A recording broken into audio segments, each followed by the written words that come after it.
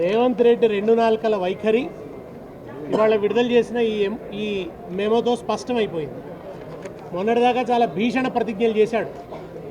టికెట్ల పెంపుదల ఉండదు, రేట్ల పెంపుదల ఉండదు అని చెప్పి భీషణ ప్రతిజ్ఞ చేశారు కోమటిరెడ్డి వెంకటరెడ్డి గారు, సినిమాటోగ్రఫీ శాఖ మంత్రి గారు.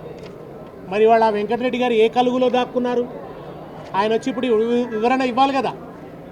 ఎందుకు గేమ్ చేంజర్ సినిమా విషయానికి వచ్చేటప్పటికీ మీరు రేట్ల పెంపుదలకు ఎందుకు అవకాశం ఇచ్చారు, ఎందుకు ఈ మెమో జారీ చేశారు, ఆయన ఒక్కడికి ప్రత్యేకమైన ప్రివిలేజ్ ఏమిటి, ఎవరికి ప్రివిలేజులు ఉండవు అని అసెంబ్లీలో ప్రకటించారు గౌరవ ముఖ్యమంత్రి గారు. మరి గేమ్ చేంజర్కి ఎందుకు ఈ ప్రివిలేజ్, ఎందుకని ఈ ప్రివిలేజ్ ఇస్తున్నారు?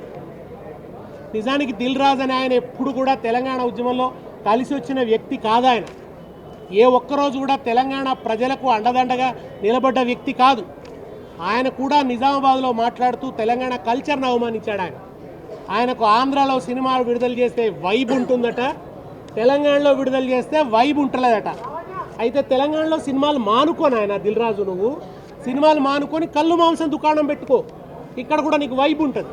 నీకు కావాల్సింది వైబ్ కదా, ఇక్కడ సినిమాలకు వైబ్ ఉంటుంది అంటున్నావు కదా. సినిమా వ్యాపారం ఇక్కడ మానుకో. మరి ఎందుకు రేవంత్ రెడ్డి గారిని పట్టుకొని వాళ్ళ టికెట్ల రేట్లు పెంపుదల, నైజాంలో టికెట్ రేట్లు పెంచడానికి అనుకూలంగా ఆర్డర్ ఎందుకు తెచ్చుకున్నావు దిల్ రాజు గారు? ఇది దిల్ రాజు గారు జవాబు చెప్పాలి.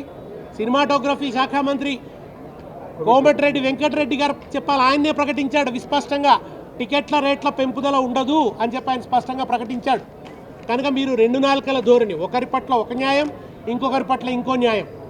ఒకవైపు పేద ప్రజల జేబులు లూటీ చేయొద్దు అన్నాడు రేవంత్ రెడ్డి, సినిమాలు విడుదలైతే టికెట్ల రేట్లు పెంచి జేబులు లూటీ చేయొద్దని మాట్లాడారు, పేద ప్రజలు నష్టపోతున్నారని మాట్లాడారు.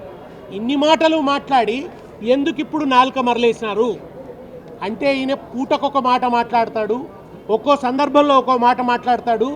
ఈయనకి దేని మీద కూడా ఒక స్టాండ్ అంటూ ఉండదు. నిజాయితీ లేని మంత్రి అనడానికి ఇంతకంటే పెద్ద సాక్ష్యం అవసరం లేదు.